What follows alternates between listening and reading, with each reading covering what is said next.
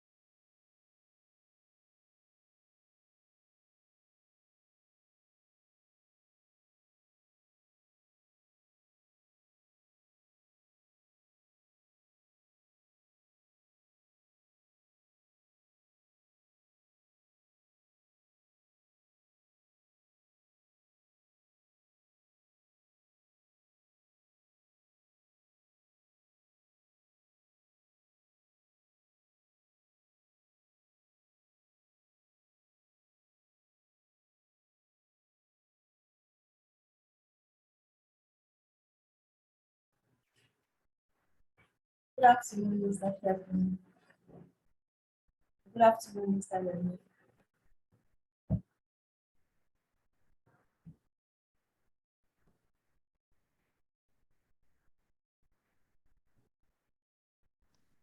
Good afternoon. Good afternoon, sir. How are you doing today, sir? I'm good. And you? Very well, thank you.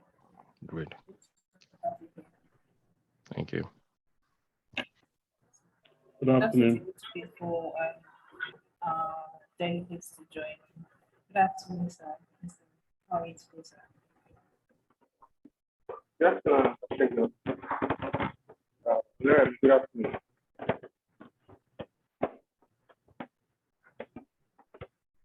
Good afternoon. Good afternoon, sir. Can you hear me, sir?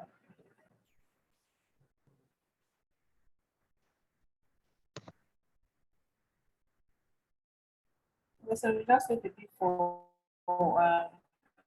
delegates to join. They are joining in a minute, so we'll start in a bit.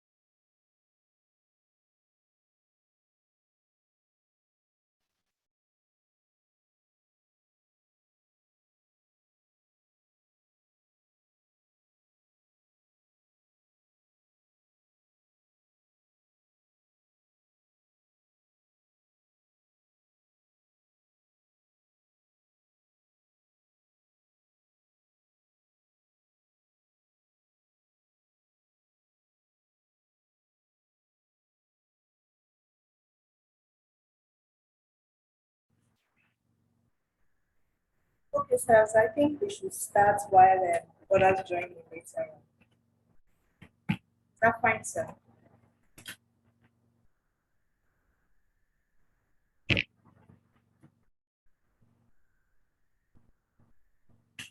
Hello? Chukwu, are you there? Yes, I'm here. Confirm that you can hear me. You can hear me, right? Yes, I can hear you. I just want to confirm it. Oh, okay, good. Okay, so I guess I was saying we should start so that others will join in later because of time. Okay, that is fine. Okay, so good afternoon, everyone, and we appreciate your time joining today's webinar. My name is Funke Jerola. I work with ESQ Trainings Limited. So today's webinar is understanding cloud computing. So we always have a webinar every Tuesdays and Thursdays, 3 p.m. respectively. And then today's webinar has been set a launch hour webinar series. For every session, you will be provided resources, and you can also check our YouTube channels and Facebook channels, as we are also streaming live at the moment. So as I said earlier on, that today's topic will be understanding cloud computing. Cloud computing refers to the on-demand availability of computer system resources, particularly data storage and computing power, without the user's direct active supervision. One of the most common misconceptions about cloud computing is that it is only appropriate for large enterprises. This webinar series is intended to keep the attendees up to date on the latest advancements in the cloud computing industries and what we expect from attendees after today's webinar. The attendees will have opportunity of learning the fundamentals of cloud computing. They will also be able to identify the various architectures and cloud computing infrastructures that are currently in use. Then the cloud computing's key challenges such as security, privacy, and security, privacy. Then they will also have the right tools and technology for their job. So our first speaker for today will be Mr. Tobechuku, sorry about that, Mr. Tobechuku Ajoku. He is the head cloud technical at Cybercloud. And he will be speaking on fundamentals of cloud computing. Our second speaker for today is Mr. Shegun Ogunbajo. He is cloud solution architect at Microsoft. And he will be speaking on key challenges in cloud computing.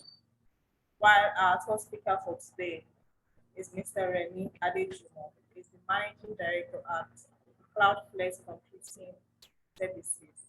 And he will be speaking on architectures and cloud computing infrastructures. We appreciate you all speakers for your time and joining us for this afternoon webinar service. Please, you have the floor, sir.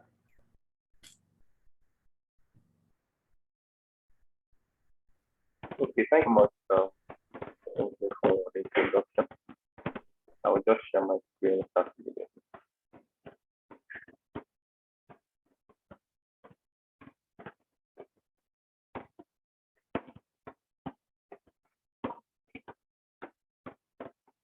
You confirm you can see my screen. Yes, I am very clear. Okay, thank you very much. All right, so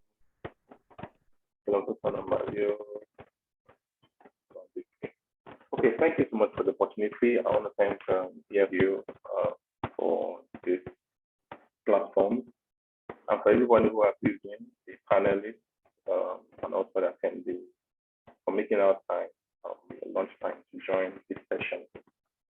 So, for us, I want to bring it down as possible, the fundamentals of cloud computing, so that everybody understands what this is and why it is important that you start leveraging cloud for your own business. No matter how small it is, there's a place for your business cloud, and you can do more, can become more productive if you can leverage what cloud services have for you in your own little space. Okay, basic things to do. The objective for my section will be to lay the foundation for cloud, to understanding cloud computing, describe the flavor that exists, and also help you understand that you're already on that journey to cloud. You're somewhere beyond a certain point already, so you can orchestrate your movement and take conscious steps to benefit from the cloud adoption you have already started. This is where I am. You'll probably get to see that on the slides when it's shared. So these are some statistics that about 81% of all enterprises today already have a multi-cloud strategy in place. So if you are looking at multi-cloud, it means that somewhere along the line, you have already started a cloud journey as an enterprise. 57% of all enterprise infrastructure today are cloud-based. So this has a caveat. So cloud could be on-premises, could be a private cloud, it could be on the public. Additionally, 60% of all workloads today reside on the cloud as well. And today, an average person uses about 36 services a day. All right. So if we are on, and you agree with me that Zoom is a cloud-based service, and you're already consuming one of the many cloud services on this call. All right. And there are many other ones, your email, your Google Drive, and all of that are all cloud-based services. So you probably joined this call from a desktop, or a laptop for those in the office, a phone, most likely, your mobile or your home, or a tablet. All right, these devices have something in common. They're all computers. Some are desktop, others are laptops, others are called laptops or tablets. These computers have the CPU, we call the central processing. Most people call it processor. We have the RAM is memory, which we call memory. Also have the storage. All right. We have network modules. So your laptop has a network module. Same as your mobile phone, which is what allows you to connect to the internet. You have security modules on all these four kinds of devices. You also have extensibility, which allows you to do more than what the device originally came with. Other things you have on this device will be sound cards, graphic cards, displays, and all of that. But these top ones are important because they form the foundation for what we want to deal with today. So these are components on your personal computers. On the enterprise side, on the bigger side, we want to deal with core servers. So the same set of components you have on your physical small devices, your handheld, your desktop, and your laptop are also on the servers. Okay, or built in a way that they are more compact, they are more robust, but the same CPUs, RAM, storage, network views, security modules, accessibility. Some have sound, others have graphic cards, GPUs, and so on. But built in the way to be used for more reliable application deployment and use cases.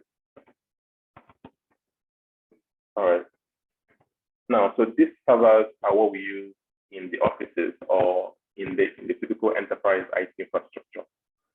So for most modern cloud providers, these servers are coming what we call hyper-converged infrastructure, which means that all the components you have in your laptop, like I mentioned earlier, are all put into one physical structure. So this is opposed to what we used to have, where you have a separate storage device, have a separate device for your RAM and CPU, all of that. But now, most cloud providers have what we call the hyper-converged infrastructure array for their for the basis for their public cloud services. Now, these guys have CPUs, have storage, network, security, accessibility, as I mentioned earlier. But what we do is, as a cloud provider, is to have many of these servers together. All right, so we could have more resources and also create redundancy. Redundancy is where you need to place a component, replace a whole server. Okay, you have ones working in that same cluster, knowing that the service does not go down in entirety. All right, so we pack many of them together. Then we bring in a virtualization component. All right, in this case, I'm using VM, for example. Some other provider will use Hyper-V, which is from Microsoft. Some other person will use Linux, Red Hat virtualization platform. But all the virtualization just does something. It brings together all the components in those disparate or those separate servers. Okay, put them together in the long. Okay, so you have a long of storage, a storage array. You have all the RAM on all those individual servers, and it's now a huge amount of RAM. You have the CPUs all accessible. You have the network services and also security services across all of those services becoming available to you across that. So if a server, for example, has 20, let me say, 2 TB of RAM, which is 2 terabytes of RAM, has 4 of them together. after virtualization, you're looking at having about 8 terabytes of RAM because of those RAMs in those different servers have been pulled together into a single resource pool of RAM. Okay, so we do this as an enterprise, okay, who wants to have a very agile, who wants to have a system where they can maximize services or the resources on the server that they have. We also do this as a public cloud provider like Vcloud, where we want to be able to use the same kind of service to provide it for customers to come in, utilize, pay as they use, and all of that. So that brings to 3 main categories of categorization of cloud. All right. So when we say cloud, as I mentioned earlier, it's not just referring to the public cloud products. There are also what we call the private cloud. So Patriots, I showed earlier, that been realized by enterprise AC, and it is on-premises or it's stored in somewhere outside their own office.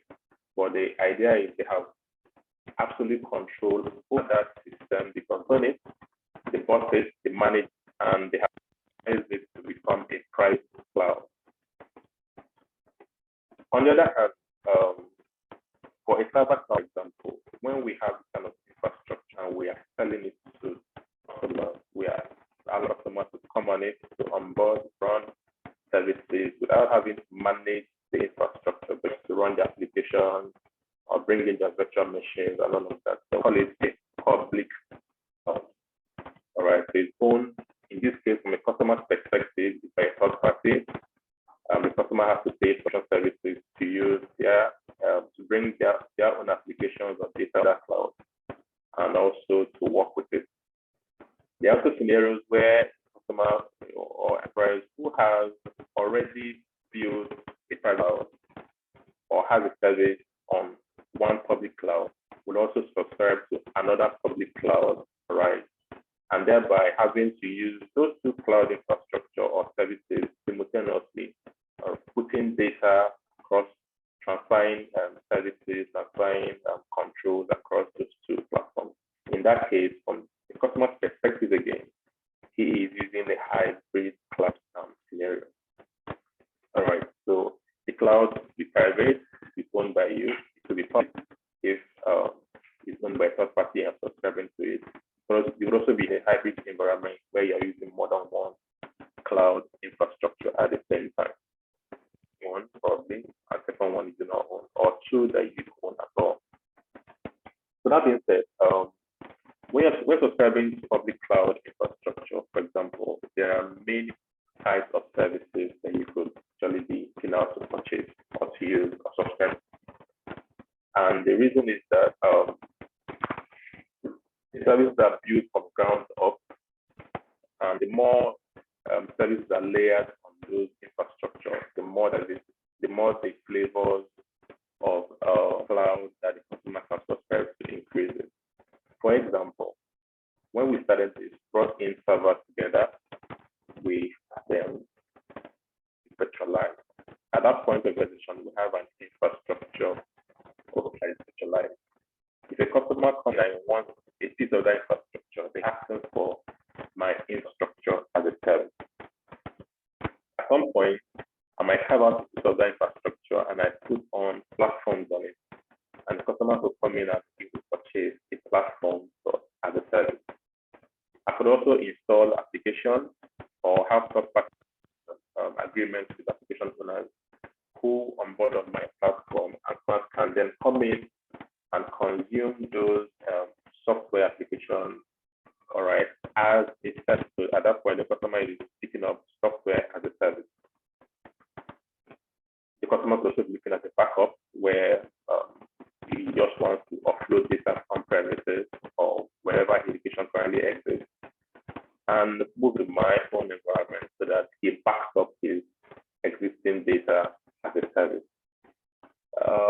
If you're running applications that he or she that they consider be critical to their operations and their business, and they want to be able to require in the event of an incident, a flood or a fire incident, they They want to be able to have their business start up and run again on the IT part from this other location, which is a provider. Then the customer is beginning to consume disaster recovery as a service. Then there's container service, where you have people coming up with some take up Docker, Kubernetes, right? Then there's desktop as a service. Desktop as a service is mostly used in a scenario where your staff work on what we call intellectual property. All right, and you do not want those pieces of information lying on their physical laptop, which most times they want to carry home and circulate in transit and all of that. You don't want information falling into the wrong hands. You also don't want the staff to think they want to be malicious, picking up information from your system and without due authorization. So at that point, the customer might want to have a setup as a service where the physical laptop becomes a dummy, keyboard, and screen, and all processing of all data and collection and processing happen on the cloud side of the connection. Then the customer has a desktop as a service. As a service becomes the word a conjunction or a word that you see everywhere as a service, as a service, as a service. This is because pretty much everything in infrastructure or IT can be offered as a service. All right. So when IT was still on-premises, entirely on-premises, one of the things you would see literally in every enterprise was an email stuff. All right. But today we have that as a service, even though you don't sit on this. Your Gmail is as a service.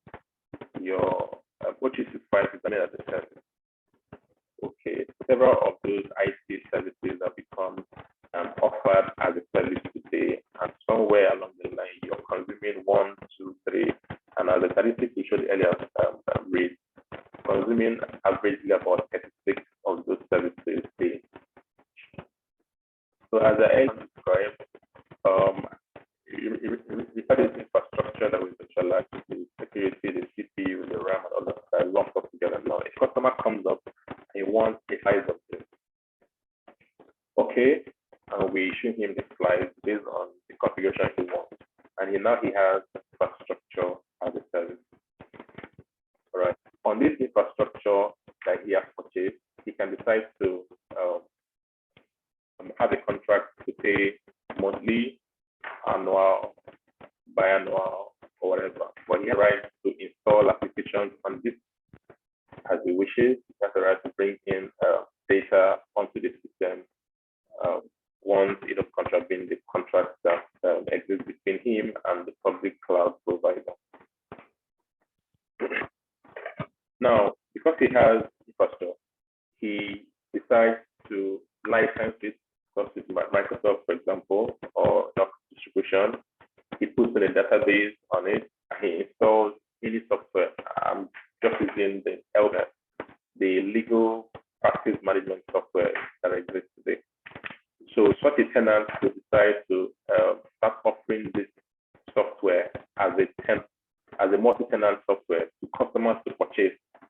Now, remember, he is already a customer of my cloud. So now he's offering the software he has installed on the cloud as a subscription service for customers to subscribe to. Now, if a customer comes out and subscribes to the service, that customer will be subscribing to a software as a service. All right. Now, this is a third-party owned application installed on my platform by a customer, but it's offered as a software service from his or her own customer's perspective. All right. So what the customer does at that point is to bring in his data, pay for subscription, and keep the contract in accordance with keep the subscription in accordance with the contract, and possibly renew month after month or after year. Here's the platform as a service. As I mentioned earlier, so this scenario, the customer does not want to bother himself about the infrastructure. He doesn't want to bother himself about the underlying services that help him build his application. So in this segment of the service, most of the customers we have in this place are are some developers or application developers, people who are in application build and they just want to mount and use and go, right? So they come in and the customer might say, I want a LAMP environment, which is a Linux, Apache, MySQL, and PHP or Python. And the customer buys that system, everything is free, so he configures it to watch, he wants the application to run on the application and it's fine.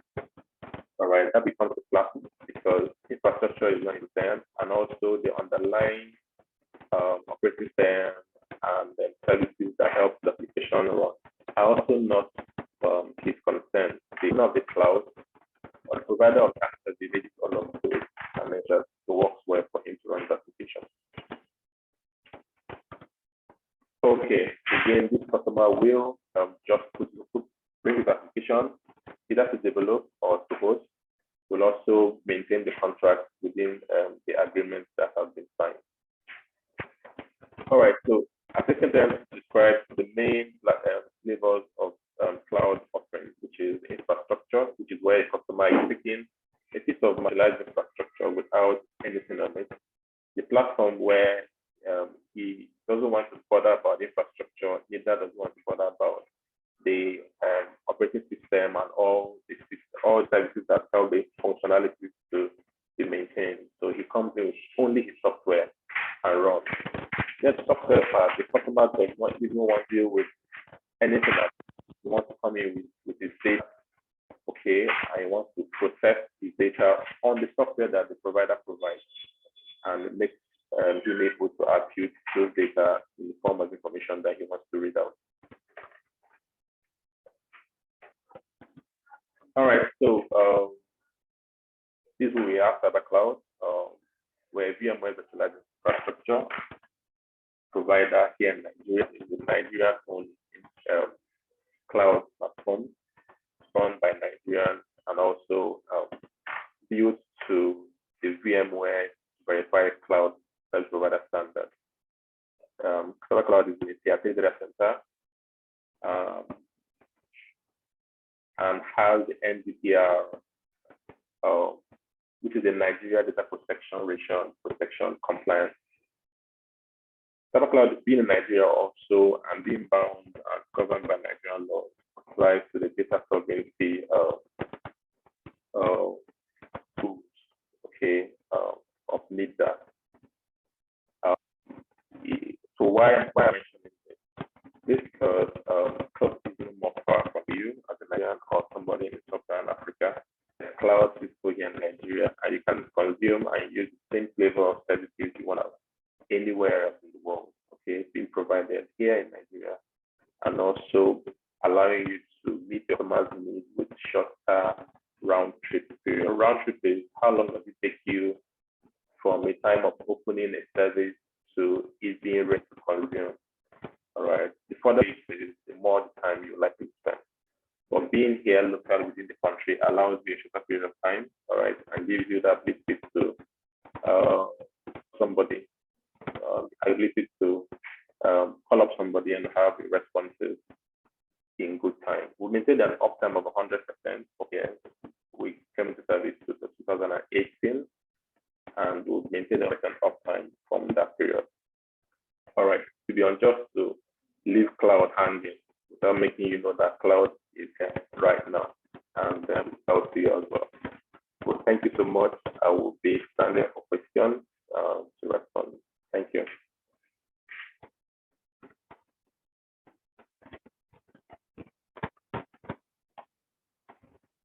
Thank you Okay, very behind. much, sir. Yes. Thank you very much, sir, Mr. Tobeki. Thank you for that section. So we'll be having a second speaker to do justice to his own topic. We have in person of Mr. Shegun to Patriots. Mr. Shegun, sir. Good afternoon, sir. Good afternoon, everyone. I hope I'm able to find my slide. Don't mind me looking for my slides. Keep you.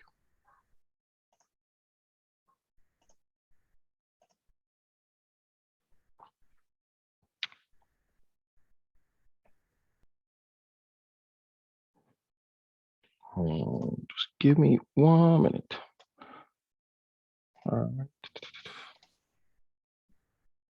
I'm sharing my screen. Yes, if I'm sharing the right one. Please let me know if you can see my screen. Okay, it's very clear. Oh, okay. All right, great. So my name is Ogumajolo Asegun.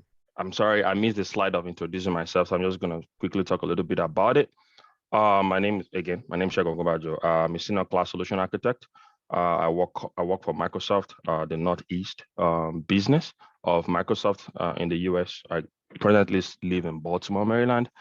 A graduate of Obafemi Awolowo University, studied mathematics. I served somewhere in Calabar, then started working in the IT department of an insurance company in Nigeria, Mutual Benefit Assurance PLC, where I kind of moved from rank from a desktop to network administrator to system administrator to deputy manager, IT department. We started working on some application that we built in-house for the organization, for their core insurance application, blah, blah, blah, and things like that. Then migrated to US, and I started working with an organization called GMT Technology Groups, a sister company to GMT company, which is like an architectural design and engineering organization. And I led the IT team in that organization, and I managed the entire crowd environment for that organization. Then I moved from there to Microsoft, where I am working right now as a cloud solution architect. And my role is I'm a technical resource to Microsoft clients or Microsoft customers, some Fortune 500, some upcoming organization, to help them with their cloud journey, digital transformation, best practices in Azure. If they're having any technical blockers in the organization or in the environment, I help them out with it. And I led some sections like what we call the Cloud Adoption Framework, CAF, and the Well-Architected Framework, WAF, to educate and help organization ramp up in the use of cloud in Azure. So if I speak anything and I'm biased and I'm saying Microsoft all the time, it's not my fault. It's because I work with Microsoft, so I'm biased. I don't like other cloud environments. So thank you, Mr. Tobechukwu. You great job in explaining the fundamentals of the cloud. I'm to just talk about the key challenges of the cloud computing, which I have on just a single slide. But because I just don't want to show a single cloud, I'm just going to run through some things that he has already said about already. Please, if you have any question, feel free to kind of stop me. I have only 20 minutes. I'm trying to rush to get it done. So what is cloud computing? Cloud computing is the delivery of various hardware and software services over the internet through a network of remote servers. The key character of cloud computing is, number one, it has to be on demand. It's a shared service. It has to go over the network. Again, it has to be pay as you go and some other characters like that, which are like the key characters. The cloud computing, so there's like the private, hybrid, you mentioned all of this. The other part I love to kind of show and explain to people is the model, like the on-prem environment, infrastructure as a service, platform as a service, and software as a service. How do individuals, because you need to understand this to understand what the challenges are. Because if you don't understand this model, then you might not get what are the challenges in the cloud. So when it comes to the on-prem environment, you own it. It's in your private data center or in a private server. You manage everything from networking to application, the storage, the server, the security, the middleware. You do all of those things, so you have full access to it. Now, when you take that first step into the cloud and you're leveraging infrastructure as a service, there are some things you can't do anymore that the cloud service providers are the one that manages it. Especially we're talking about public cloud right now. And the networking part, the storage part, the server part, and the virtualization that is used in the cloud is controlled by the cloud providers. You don't have access to that when you are in infrastructure as a service. So this is when you spin off things like VM. So if you're in Azure, you spin up VMs. If you're in AWS, you spin up EC2.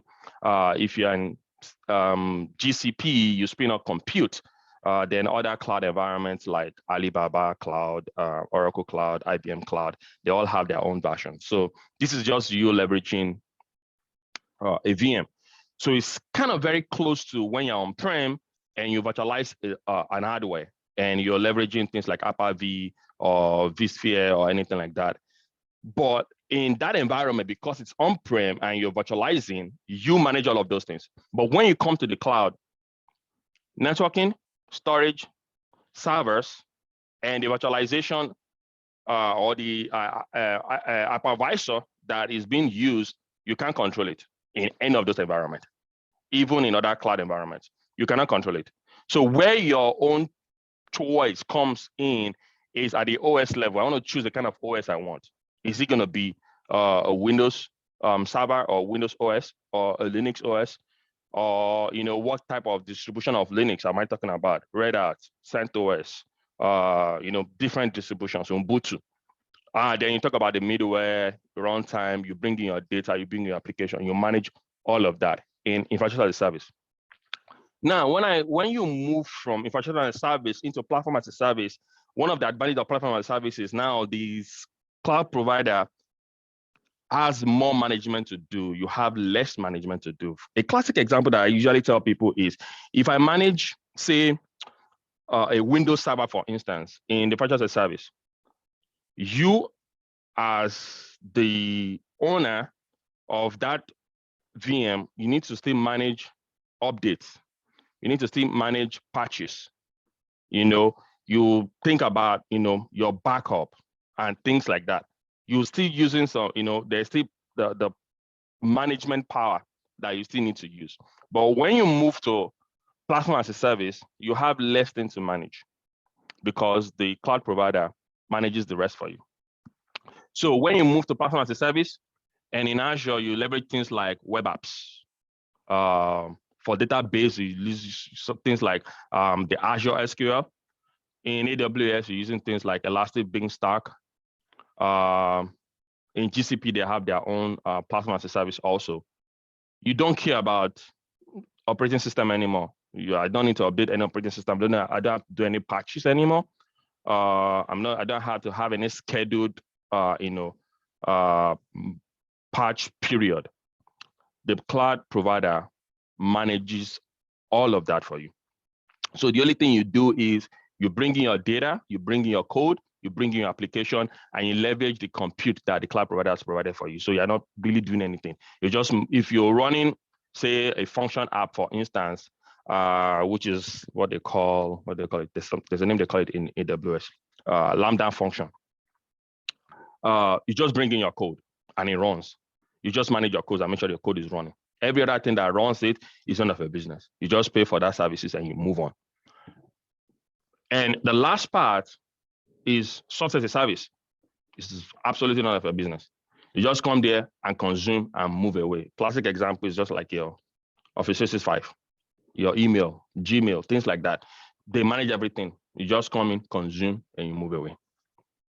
Now, this is the cloud model, and I need to just kind of put this out there so you see how it works and understand what the challenges are. So I'm going to, on a page, just this page is where we're going to have most of our discussion. So what are these challenges that we talk about? The very, very first challenge, is security and privacy. Security and privacy is the very first one. You could see the model that we have in there. Some of the things the CSPs, or the class providers, manages. The question is, how am I sure it's secured? How am I sure that you're not putting my data close to my rival? How am I sure that my rivals are not even seeing my data and they're using that to improve their own process and they have another added advantage over me? Things like that is one of the issues that people have. Privacy and security is huge. That is why you see some organization will be like, no. A classic example is I was working with one of my customers and he was asking me, okay, fine. Okay, so on-prem environment, if you're doing encryption, you manage your keys that you're using to do your encryption. So when you delete your data, you know how to manage your keys that was used for encrypting and decrypting of that data. But now that I'm coming to the cloud and my keys or my encryption in the cloud is being managed by the cloud providers. So what happens after I delete? I click delete, I can delete the data, but somehow the data still stays on your disk. How do you manage it? Those keys that you use for encryption, how do you manage it after I delete or I move away from your cloud environment? So there's a whole lot of talk. So for Microsoft, for instance, has a whole site called Microsoft Trust, where you can see how all of this thing is being done and how it's being managed and things like that. But people still have issues with it. There are multiple examples that I can give for such. So one of the biggest one is data security and privacy. How is the cloud provider protecting my data in general? Let me even think less of privacy, but my data, how is it being managed when it's in the cloud? In the US, for instance, there are some compliance that you have to meet, things like HIPAA compliance. There's DSS, what is it called now? The cloud PCI compliance and things like that, how you have to manage data.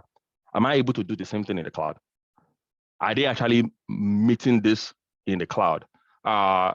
In the US, for instance, there are some high trust data that cannot even sit in a private in a public cloud. It has to be in a government cloud. So there's Azure Gov, there's AWS Gov, where those data have to sit. The people that have to manage those data have to be US citizens, things like that, recommendation and things like that. So it's huge when it comes to security and privacy. So one of the biggest one is down.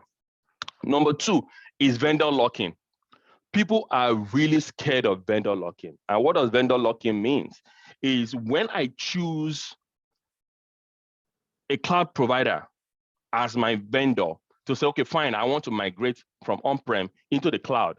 And I'm choosing Microsoft, for instance. I'm choosing AWS, for instance. I'm choosing GCP, for instance, as my cloud provider. And I'm migrating all my data inside. Take for me as an example, as a bank. Now I've migrated everything from on-prem into the vendor environment, and I'm running. Everything is smooth. Everything is good. And because all of my data is in that environment, if the vendor comes back and says, okay, fine, I'm increasing your cost from $100 to $200, you really don't have that negotiating power. You're scared that, oh, what happens if they just lock me out and say, because I'm not paying, or you can't access your data, what happens to my business? So you're scared of, oh, I don't want to stay here. That is not the only situation. Other situation is because when you come to the cloud, there are multiple data centers across the globe. So what happens if there is a catastrophe, or if something big happens? US is kind of prone to hurricane. What happens if an hurricane tear through the data center and I'm unable to service my customers? I'm going to be losing money. Fine, I know you think about, oh yeah, why can't you do DR and all of things like that? But things can happen. We'll pray that it will not happen. If there's a nuke that takes out, half of the whole place, what happens to the continuity of your business? Those are the fear that people have. So how do I move out? And now that number 2 point now creates the number 1, 2, 3. That's number 5 problem, which is the multi-cloud environment, where people are now saying, okay, fine, I don't want to be locking into a single vendor. I want to use multi-cloud environment. So I have multi vendors that I'm using. I'm using both AWS and Azure. I'm using both Azure and GCP. So I have data moving across. Or you see some people say, okay, fine, what I will need to do is I want to make sure that, my primary environment stays in Azure, my secondary environment stays in AWS. Just to make sure that, oh, if one vendor is misbehaving, I can continue to work on the second vendor. Or if the one vendor goes down, I can continue to use the second one. Now, that particular problem that they're trying to solve by using multi-cloud now leads to the lack of resource and expertise, because now you need more expertise. You need more people to come in that understand those environments. Yeah, they're kind of similar, but no, they are not very similar. You need experts that can get that job done. So that leads to that. Now you're looking for expert all around. I can assure you that even the cloud providers themselves are having issues getting experts. They are employing all their experts that is in the market. So for an organization or a big bank or a big investment company, you're actually competing with the cloud providers for experts on that particular technology. So while Microsoft are looking for experts that can help them and manage their customers, you as an organization also, you're looking for experts that can help you manage your environment that you're creating. So that is also a problem. Other problem is like the mandatory governance and control. Government have some of their, their own controls that you have to be in place. Some countries have some bigger control. Country like China will tell you, hey, they can't use public cloud in China. Cloud providers cannot even own the data centers in China. So they have what we call the sovereign cloud. So there's Azure China, there's Azure Germany, there's Azure Australia, there's Azure Gulf. So that is also impacting some of those things. Cloud is expensive. There's a way, okay, let me come back again. Cloud is not expensive, but cloud can be expensive if you don't know how to manage your resources in the cloud. Actually, the cloud is actually meant to make your costs go down, especially when we're talking about, cost of acquisition and things like that. Takes away some level of management from you, takes away some costs like power costs, some internet costs, UPS, things like that, especially for some of us in Nigeria, But if you do not know how to manage your resources in the cloud, you will spend a lot. So that is some of the challenges that people have in the cloud also. That, man, this cloud is expensive. Then, we talk about things like, some people just want to be like, let me go and build my own private environment. It is expensive, really expensive. Or adherence to compliance. When you have huge compliance, a classic example is I have an organization that, because they are in Azure, they cannot have a public IP address in their environment in Azure. So they have a hybrid connection between their on-prem environment and Azure over what we call an express route. And they have a forced tunneling of all the traffic that happens within their environment in Azure back down to their on-prem environment before that goes out to anywhere that those traffic are going to. Now, that is kind of, a way secure, but also expensive because egress cost is huge because you're forced tunneling all your traffic back on-prem. So these are some of those challenges that we have, in there. Sometimes quality of service is some of the problem. Let me go back a little bit to that multi-cloud environment. That multi-cloud environment, I can give a classic example of what Oracle did at a particular point in time, because Oracle Cloud is, I don't want to use the word they're struggling. Yeah, they're kind of struggling to get customers in. So they have this alliance that they did with Microsoft to kind of, connect their cloud environments together over a fiber cable. And what they were trying to push is, hey, you can have your Oracle databases in Oracle Cloud and run your applications in Azure, and you have the fast connection to Oracle Cloud, and you can have your database in Oracle, have your apps in Azure. There are things that Oracle sell, like Oracle Cloud, Oracle Rack, that they will not allow any other cloud environments, deployed only in their own environment. So if you are kind of logged into Oracle Rack on-prem, it's just kind of logical to go and leverage Oracle Rack in Oracle Cloud. But there are other resources in Azure, in the cloud is, not really great. So they're having issues with that. So these are some of the things that, some of the challenges that we're facing, or people are facing, or the cloud computing industry is kind of facing. For me, the bigger ones, data security, vendor locking, the governance control, the cost, deployment of multi-cloud, lack of resources and expertise, What about fault system? There are fault system occurs. How do you make sure that you don't fail even when you get to the cloud? There are some organizations that have they understand how to manage their vSphere. They've built redundancy into their vSphere, into their VMware kind of stuff. But when you get into the cloud, it's a different ballgame. Don't forget, the cloud itself is just like the first speaker spoke about. It's just a combination of the collection of servers. Servers can fail, hardware can fail. So there's fault tolerance. How do people manage without such fault tolerance? So I have multiple hardwares, which we'll call the host, and I'm creating those virtual machines inside that host using some very great AIs that are doing all of those things. What happens if that hardware itself fails? RAM fails, power issue, cooling issue. How do I manage all of those things?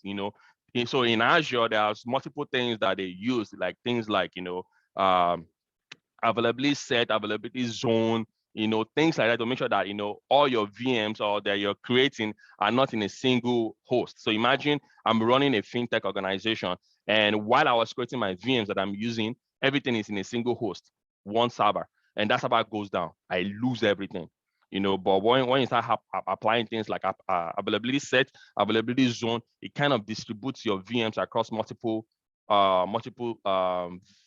servers, across multiple zones, to give you that level of redundancy. And don't forget, an organization like Microsoft will give you SLA on how you deploy in Azure. So you know the level of SLA you have. If you're using a single VM, maybe that's a 99.0. If you're using two VMs with a premium disk, maybe that's 99.95. Things like that. That all exist in Azure. So to round up on these challenges, I have a little stuff that I know a little bit about Nigeria, and we're here in Nigeria. So I just kind of highlight the ones that I feel that are huge problem in Nigeria. One, data security and privacy. Two, governance. I can't speak enough about that governance. Organizations cannot leverage the cloud in Azure because of some of the policies that we have from the government. Even bank, CBN policies on Forex is really, really affecting how people, leverage cloud in Nigeria. It is expensive because our Naira is not that strong against the Forex, because this service provider are selling in Forex. So it looks more expensive for people to get in there, and there's lack of resource and expertise. There's a huge vacuum of that in Nigeria, where you can get someone that understands this cloud environment. I'm not talking about complaints that does that. I'm talking about, I am an organization, say a financial institution, and I have a cloud environment. Do I have somebody in-house that can manage my environment for me and maintain my environment for me? That is really, really, lacking in Nigeria. So that these are the few, challenges that I have that I want to speak about. Thank you. Thank you very much. Thank you very much, Mr. Shepherd. Thank you so much. So last speaker for today. Okay, so I want to mention that for our attendees, if you have any question, please don't hesitate to drop on the Q&A session so that the speakers would be able to trash the questions after the last speaker.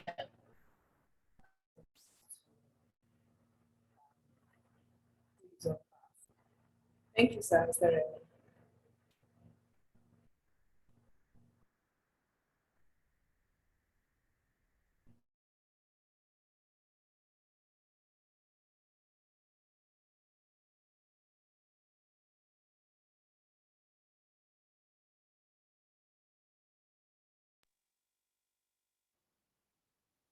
Good afternoon. Your line was Hello, breaking, so I sorry. didn't. Yes, I'm here. Your line was breaking, so Okay. Sorry. I didn't hear your introduction. But thank you very much. I'm just going to open up my presentation, and then I can.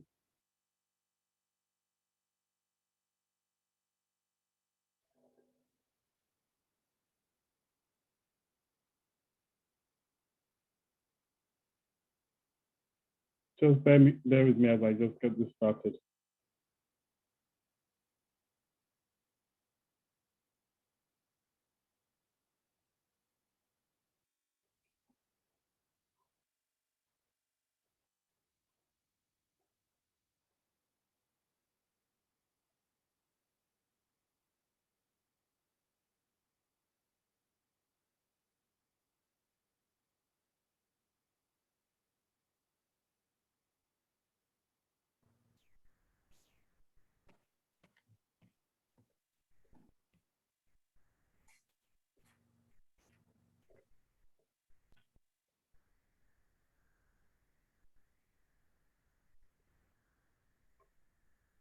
Hello.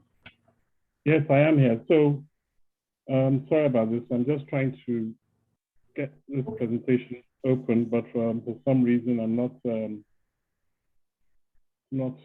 opening. But let's try something else here. Sorry about this. It'll just take me another minute, and I'll be up and running. All right. Okay.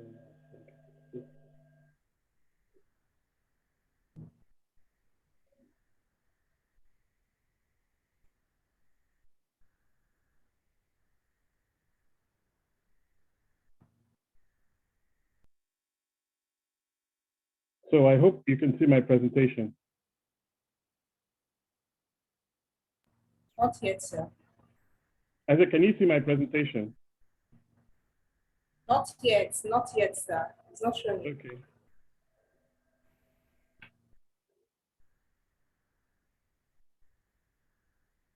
Okay, I'm not.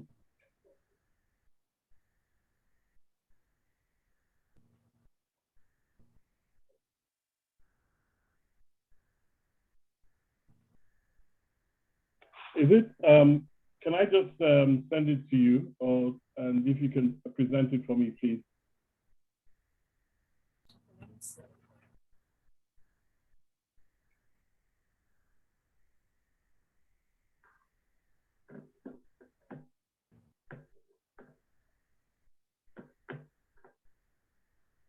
Are you sending that? Yeah.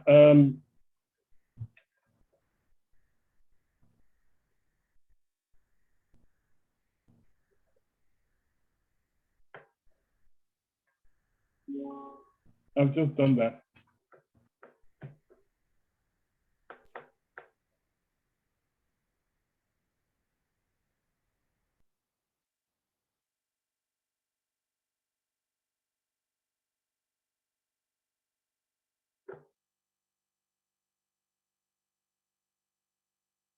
Have you seen it? I've not seen it, sir. Recording in progress. Okay, I'm just what I've done.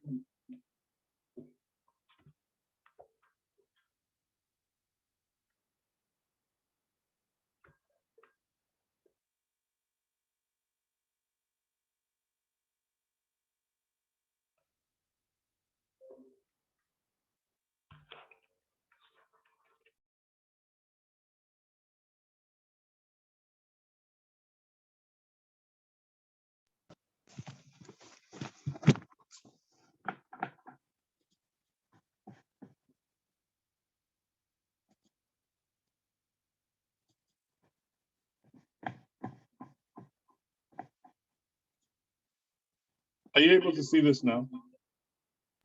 Yes. Yes, Good. you can see it now.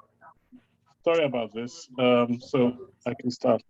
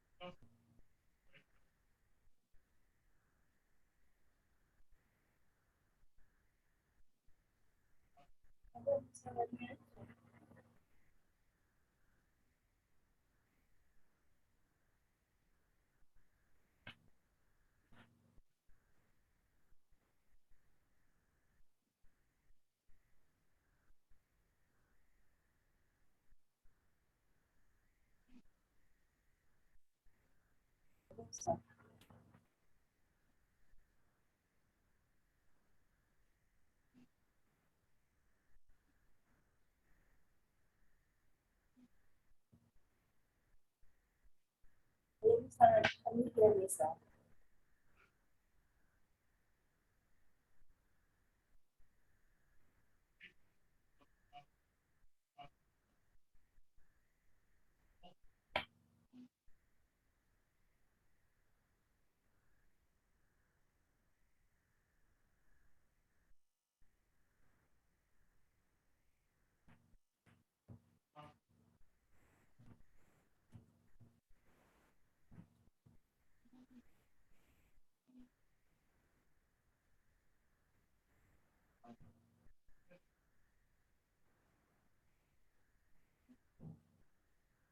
Hello, sir. Can you hear me, sir?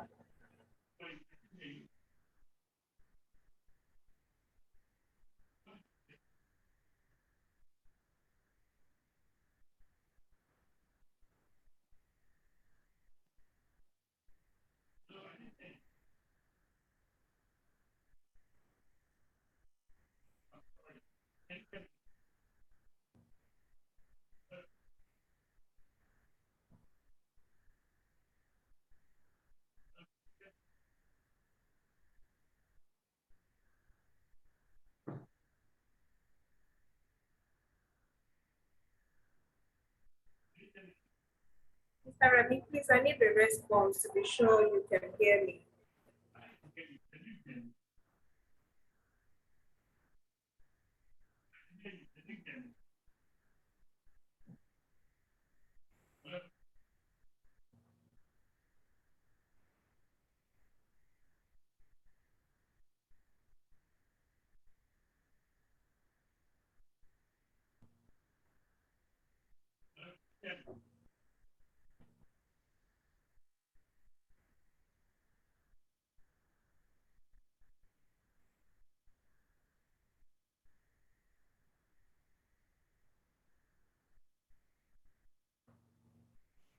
Mr. Chairman, please, can you hear Mr. Remy?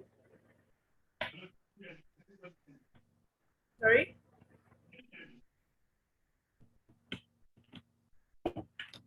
Yes, I can hear him, but very, very low. Oh, It's really, really low. Yeah. But it seems he can hear us very well, but his volume is really low, so we can barely hear him.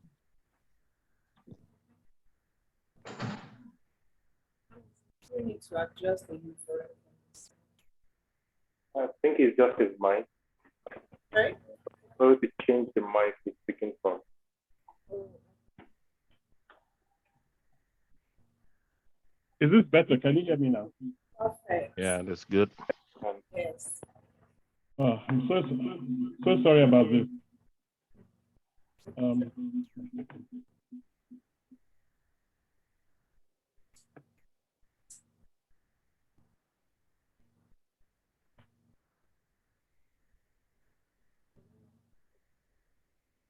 Can you still hear me? I still hear you.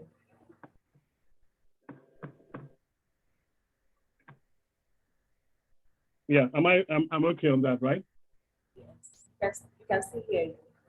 Or Okay, good. we can see your screen again. No, I'm just going to go back to that. Just give me 1 second.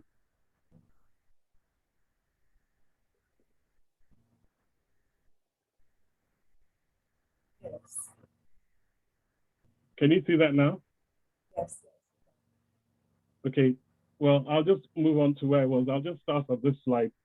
So I was just talking about the cloud misconceptions that people talk about the fact that there are no data centers in Nigeria, interchanging between data centers and cloud hosting, interchanging between web hosting and cloud hosting, bare metal versus hypervisor. Bare metal is putting your operating system on hardware. Hypervisor is the fact that you have virtual machines and you're on a virtual platform. The reason they talk about and compare about that is because of performance. And they talk of having a better performance on bare metal than you have on hypervisor. And also there's a big deal about cloud being less secure. And we talk of cloud being less secure to on-premise, but cloud is actually far more secure than on-premise. And I think just because of the attitude or the mindset that the owner of the data is not the one controlling the environment. But the fact of the matter is that when you outsource this, there's more subject matter expertise and they can secure a platform far better than you can by yourself. So what I've done here is just to talk of some of the data centers that you have in Nigeria. Airtel, for example, has been around for about 10 years, but they've only just gone to certify their data center to tier 3. So what I've mentioned are data centers that are certified and adhere to the international standards. Apart from the misconception of people believing that there are no data centers in Nigeria, there's also that misconception that the data centers in Nigeria are not to international standards. But the thing about it is that the tiering that you have in America is the same tiering you have in Nigeria. It's the same uptime institutes in America that does the certification. So they have the same standard, and all these data centers in Nigeria meet to that standard. And some of the leading data centers here, for example, Rack Center that's been running since 2013, they've not had a moment of downtime. And I think the other attitude is because of the epileptic power you have in Nigeria, people believe that that affects the data centers. But because the data centers are run to a very strict organizational standard, they don't have the same problem as you would have in running your own power. So that's what the tier 3 and tier 4 is all about. So when you look at this slide, you look at the last two, the tier 3 and the tier 4, you can see that tier 3 allows 1.6 hours of downtime a year, and tier 4 allows 26 minutes of downtime. Rack Center is a tier 3 data center. Cloud Exchange in Ikoyi is a tier 4 data center. So you can see that these data centers are maintained to an extremely high standard, and power is not an issue for them, and they can give good services there. So I just want to use what we've done in CloudFlex as a way of describing the structure and explaining how it works. We actually are sitting in 2 data centers. We sit in Rack Center and Cloud Exchange. We plan to sit in a third one, which is the Africa Data Center, which is owned by Liquid Telecom. That's a data center that's in Eco Atlantic. So they're geographically diverse, and the whole point about it is that if you compare that to what the hyperscalers have, that's what you call having a region and having availability zones, and which is what Shego, the previous speaker, touched on in terms of redundancy and in terms of having a backup. When you talk of site redundancy, what you have in there is the fact that if one site goes down or one site is unavailable, your workloads can move onto the other site or can be available on the other site if the data is written to 2 or more sites. And that's what you have with AWS and Azure when they talk of availability zones. It's having different data centers in the same region with the same data in there so that you have a backup in there. Now, you compare that to on-premise, it's not possible for somebody having the data in their office to be able to do something like that. So this is the economy of scale that you get from a public cloud that you won't normally get from a private cloud, that gives you an extra degree of comfort, and you can have more nines in terms of your reliability of your data. So if you look at the diagram on the left, so the data center, you have your hardware. I think, Toby, you could describe that in detail. And on the hardware, you put your hypervisor layer. On your hypervisor layer, you put your VM. And that's basically what the structure of what cloud computing is all about. So when you look at the hardware layer, what that means is you can have 2 or more servers. And by putting the hypervisor layer makes it look like just one platform. So you can have all the VMs on that spreading across the different machines. This is the difference between the bare metal and the hypervisor layer.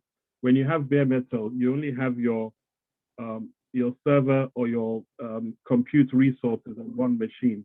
That when that machine is full, you have to get another machine and do a migration.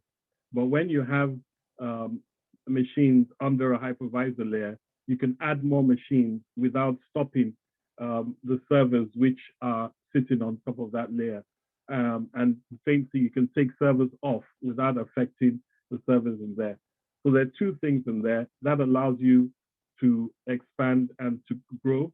And at the same time, it also gives you a degree of redundancy in that if one of the machines should fail, the whole cloud platform doesn't fail.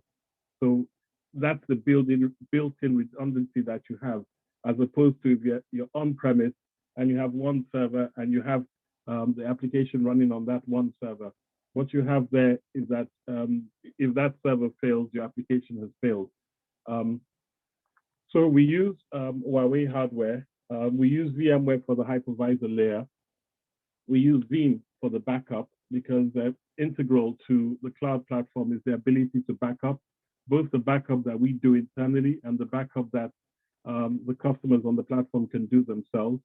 We also have something called Cloudian, which is the word you will know in AWS, they call it the S3 storage. In Azure, they call it the Blob Storage, which is basically the object storage. Basically, that's where you put your backup. You have images and things like that on there, and it's more reliable storage than what you get with the block storage or the file storage in there. And then we use Fortinet for the firewall security in there.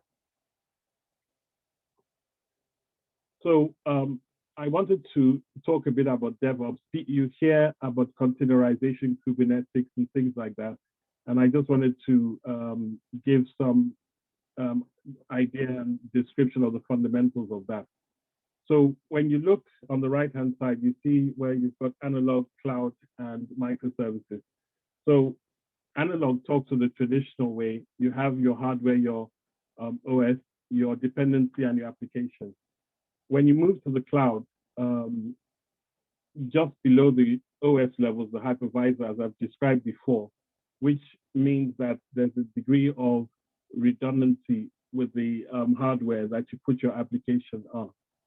What happens with microservices and the DevOps platform is that you have a layer above the hypervisor, which is the Docker. The Docker means that your application is not dependent on the environment or on the platform, which was always one of the challenges that you used to have with traditional applications. So if you develop an application on your laptop, if you didn't get all the dependencies and all the sort of supporting libraries that you used in there and you moved it into production, sometimes the application fails because of that. In microservices and in a containerized environment, it's independent of the platform in which it was developed.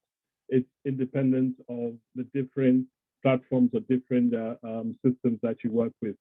So just like Shegu mentioned about vendor lock-in and things like that, these are one of the things that you have in terms of microservices today, that the microservices is agnostic to whether you're Microsoft, Amazon, Oracle, or whatever. Also, it's called the cloud native application because it is built for the cloud as opposed to what you have as traditional software. And I'll talk a little bit more about that. So what I've got on the left-hand side is talking more from a VMware perspective. Vcloud Director is the orchestration layer of the cloud. So what I mean by the orchestration layer, it's basically, you can call it the portal. So when you're working with Amazon or AWS, there's a portal that you have where you can control and you can do, you can navigate through your VMs and the other functionalities in there. So from a structure point of view, on top of the vCloud Director, you've got containers. Kubernetes is basically a library of containers. It's what Kubernetes is called. And then Bitnami is a company that gives you a marketplace. What is meant by a marketplace is that when you have a server, the software that you use on there, so all the development tools or the databases, you can pull that from the marketplace. So if you want to use MySQL or you want to use Postgres or you want to use Nginx or something, all that you can pull from the marketplace onto your container and use as you desire in there. What I wanted to just talk about here is to talk about the difference between legacy and the cloud native application. In a legacy application, when you've developed your application, if you make a change in the application, you have to test the whole application in there. And even to migrate to a new version, you've got to stop the application and put the new version on. When you talk of a microservice architecture, what happens is that each aspect of your program can be a separate independent entity. An example that's always given is an e-commerce where you've got your marketplace, you've got your customers, you've got the shipping data, you've got different aspects. You can take one aspect out and the other aspect to be running, and you can upgrade that aspect without affecting the others and put it back in. And it's just a faster way of developing, a faster way of maintaining your software, and you have more stability and more accuracy.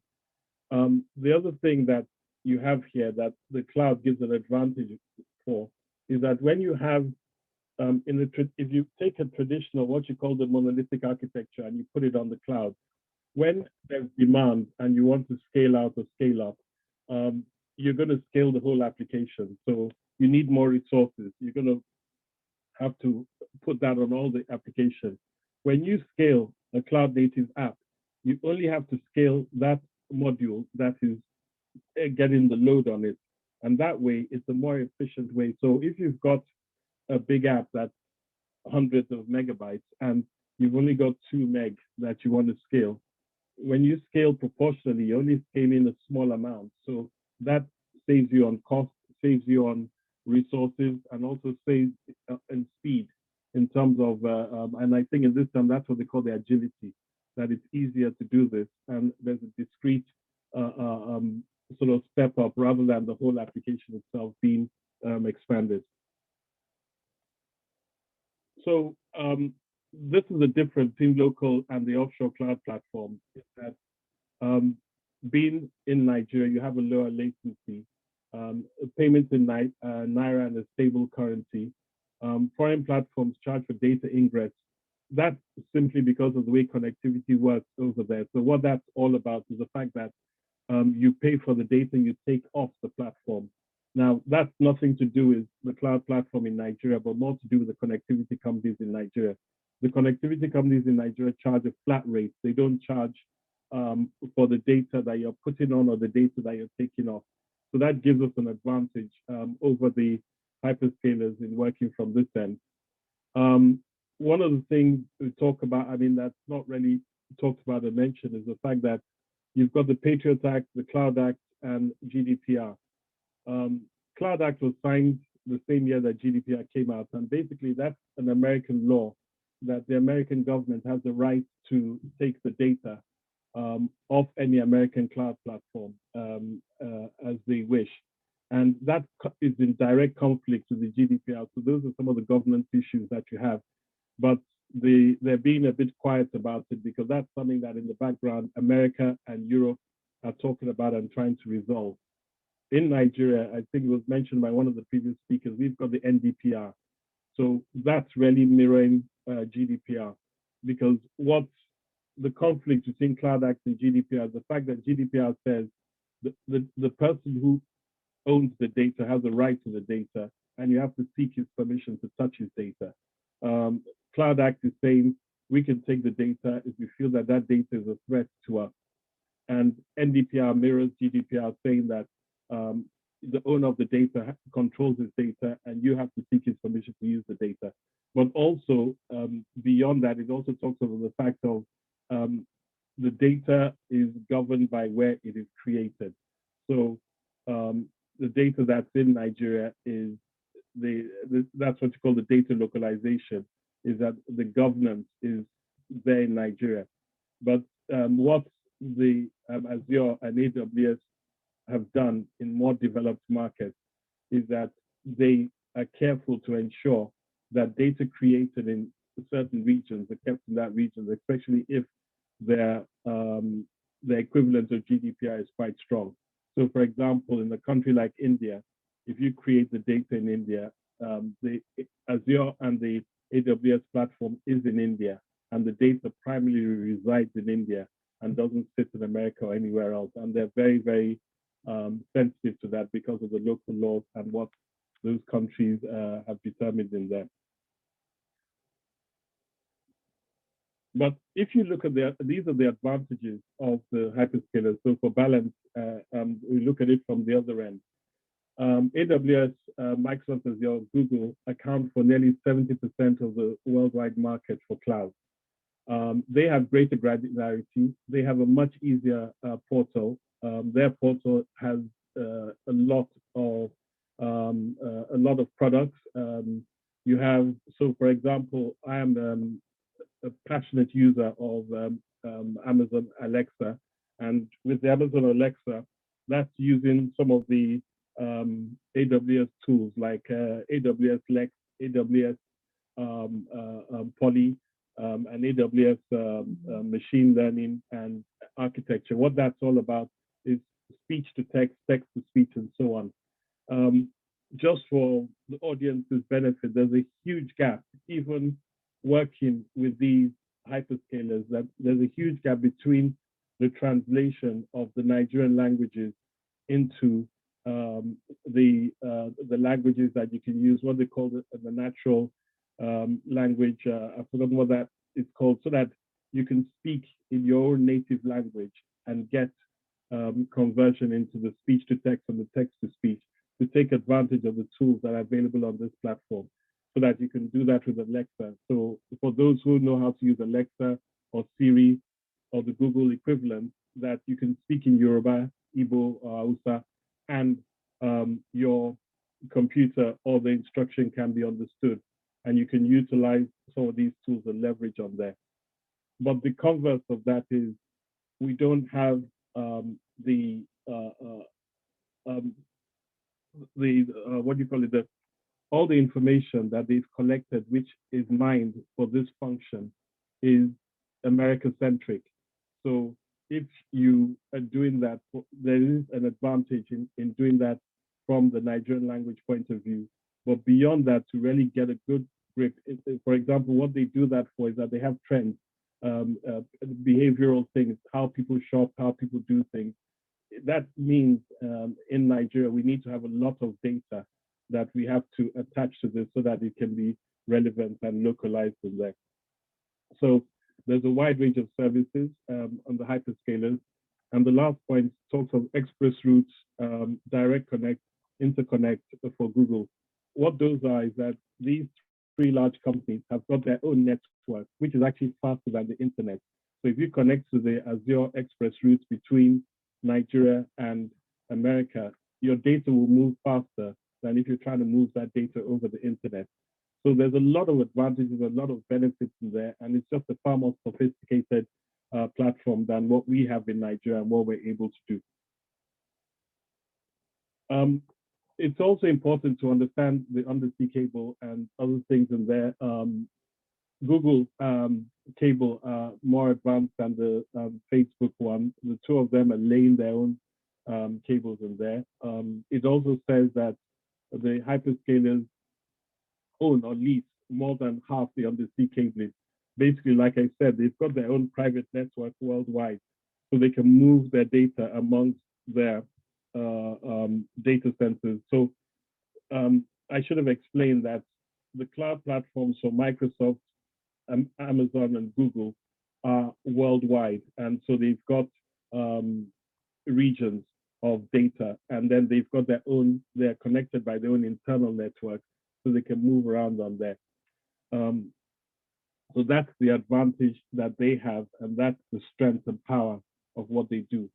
But I do believe that before I go on to that slide, that they have, even with that, there is a, between a local cloud and the hyperscalers, there is a synergy and there is a complementing. It's not competing because they're two very different things. And the synergy is you can adhere to the local laws and the local functionality and of having your data residing in Nigeria, but you can then connect into the to the hyperscalers if you want to have an international facing, or you're doing business in the other side of the world and you need to deliver data to them, or you need to interact with them. Then by working with these guys, it makes life so much easier, and you have a lot of ready-made functionality that you can then leverage on to get that done. So again, I mean, because we're talking in Nigerian context, well, this is really cloud in general, that, you know, this is a problem, especially post-COVID, that a lot of companies have a lower revenue, so there's a lower IT spend. Also, COVID has created the working from home and remote working, which has made cloud more attractive. There's a challenge with on-premise kits reaching end of life and a high replacement cost. If you look in the last 10 years, the exchange rates have gone from a little over 100 naira to the dollar to nearly 600 naira to the dollar. So if you imagine somebody that expended $1 million, because I remember when I used to head infrastructure, we used to spend about $1 million a year on hardware.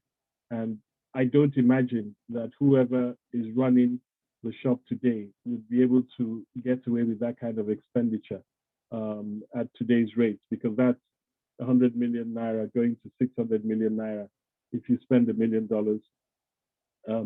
a year on hardware. So cloud offers you a cost save of nearly 70%, because by going on to VM, there's a huge cost save from owning the servers yourself. And that's the advantage of cloud over on-premise situation.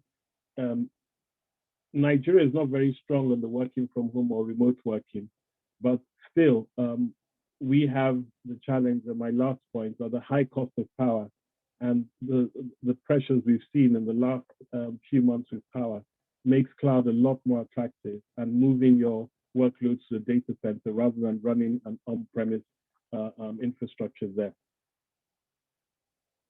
So just to give a picture, Africa-wide, Africa Cloud is about 1.7 billion, and the three major hubs are South Africa, Kenya, and Nigeria. It's expected to grow to more than $2 billion in revenue over the next 5 years. Axis invested 250 million racks in 2010. Liquid Telecom has invested 100 million in 2 data centers. The first one they finished, which is a Atlantic one that they built, but they plan to build a second one. And they're also one of the, there's a weak connectivity amongst the countries in Africa. So they're laying fiber across Africa. So they've done from South Africa to Southern Africa up to Kenya, and they're moving across Middle Africa into West Africa. And that's the reason why we are partnering with them, because it's strategic that we are opening up into being able to serve companies that have a base in Nigeria and want to launch out into Africa, or people in Africa wanting to do business with Nigeria. Nigeria Cloud is said to be worth between $100 million and $450 million, but in my estimation, about 90–95% of that is spent to the hyperscalers. Very, very little of it is with the cloud companies in Nigeria. So cloud companies in Nigeria are doing less than 10% of this number in terms of the business they're doing in there. So there's still a lot of people going, sitting abroad rather than sitting in Nigeria with the data. And that's, like Segun mentioned, that's one of the things that I believe undermines the development, that without enough money in the ecosystem of Nigeria, we're not developing fast enough in terms of skilling up. We're not developing fast enough in terms of the growth of the tech area. If you look at all the digital banks in Nigeria, every single one of them is sitting abroad. So for me, I think it's a conflict of interest that you sit outside of Nigeria, but you want your business to grow in Nigeria. If we don't grow the ecosystem and we don't keep more of this business in Nigeria, as I've shown you, there is a role for the local cloud platform as there is a role for the international cloud platform, but there needs to be more of investments within Nigeria so that we can see more growth in there. And I think that's why, if you see, there's a lot more of the top talent. So the schedules of this world will leave Nigeria because it's a better place for them to develop than Nigeria, which is not offering enough in there. And I think a lot more needs to be done in that so that we can have better talent sitting in Nigeria and happy to sit in Nigeria because they're able to get a good pay and they're challenged technically and they can grow in there. So a lot of this I've talked about already in terms of the advantage of moving to the cloud. It is, I think Nigeria is behind the curve as far as moving to the cloud is concerned. Cloud is the norm in the Western world. There's a lot more in cloud than on-premise, and there's very little people building their own data centers, putting servers in their own offices and things like that now. I apologize for the challenge I had before, and if I've gone a bit over the time, I apologize for that, but I hope I was able to give some idea of the fundamentals of cloud. Thank you very much. Thank you very much.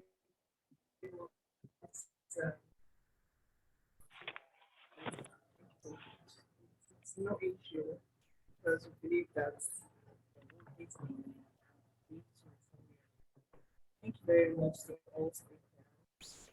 Okay, so I don't know for the attendees, I don't know if anybody have 1 or 2 questions to ask the speakers before we come for today.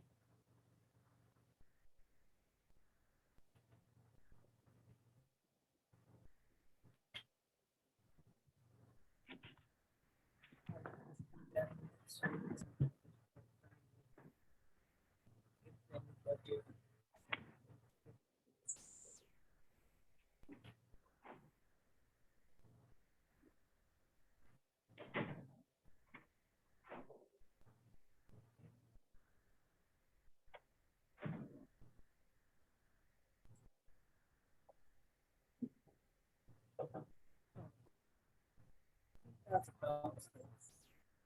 So I want to really appreciate all our speakers for today. They, I think, are well informed now. So far, so far. I want to thank our fourth speaker, Mr. Chuku. Thank you very much for your involvement and giving us more insight on fundamentals of our country. Likewise, I also want to thank Mr. Shegun and Mr. Remy Abeju. Thank you so much, sir. Time. I appreciate that. So I also want to appreciate our sponsors, definitely. Our sponsors have been doing very, very great job for making this webinar to on air every Tuesdays and Thursdays. It's been very, very wonderful. I want to thank very big thank you to ALP as an African practice. I want to thank you for their constant support. So we appreciate you. Thank you very much. And also we want to thank our attendees for taking out time to listen to our speakers for today. And I'm very sure you would have gotten one or two things from today's teaching and helped your knowledge about cloud. So we will bring today's webinar to an end, and I would like to mention before we go for today that you can also check our YouTube channels, my ASP label, to watch previous webinars and even the webinar that we just had today. It's was being screened live, so you can go back to our ESQ Lego to watch on our YouTube. Thank you very much, everybody, for today's webinar session. Thank you to all our three speakers. We appreciate you, sirs.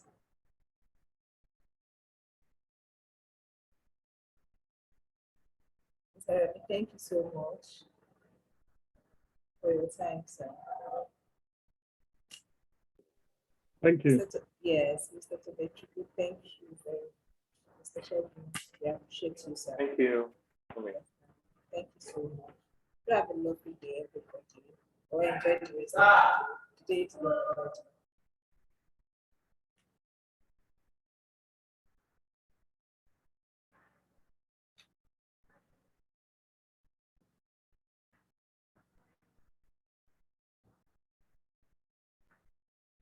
Bye, everyone.